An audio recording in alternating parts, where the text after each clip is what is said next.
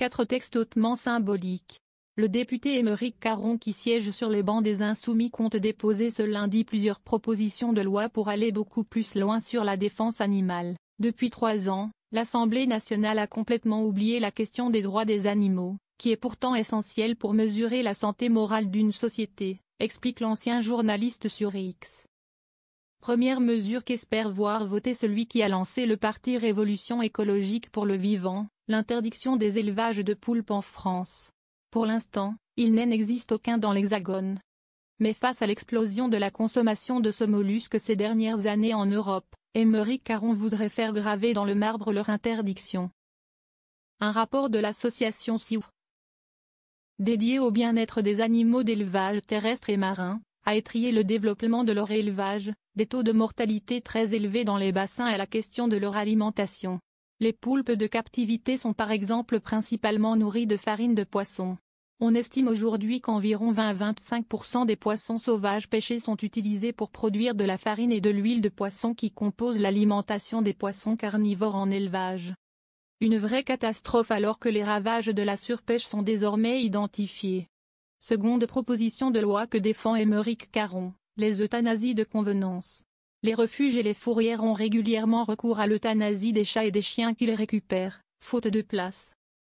Dans une enquête réalisée en 2016 par l'association Agir pour la vie animale sur plus de 160 lieux d'accueil de ce type, on estimait que 300 euthanasies étaient faites chaque jour.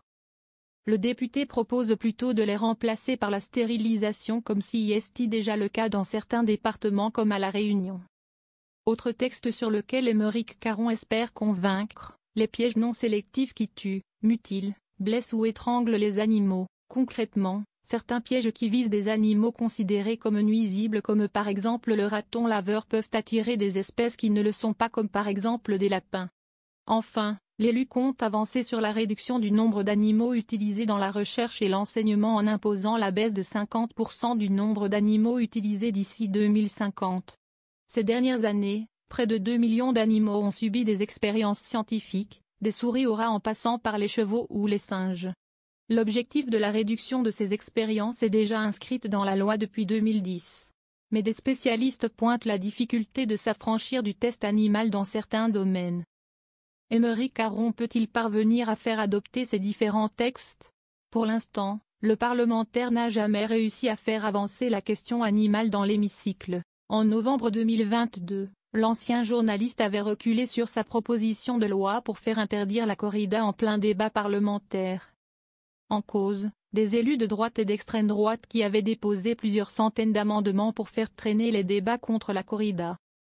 Pour faire mieux, le député espère recueillir des signatures au-delà de son propre camp, avec l'objectif de parvenir à les déposer lors d'une semaine transpartisane qui permet d'étudier des textes qui recueillent l'assentiment de plusieurs groupes parlementaires.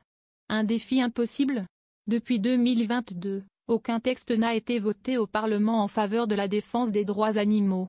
La dernière loi d'ampleur date de novembre 201 et interdisait notamment la fin des delphinariums en 2026 et les animaux sauvages dans les cirques itinérants en 2029.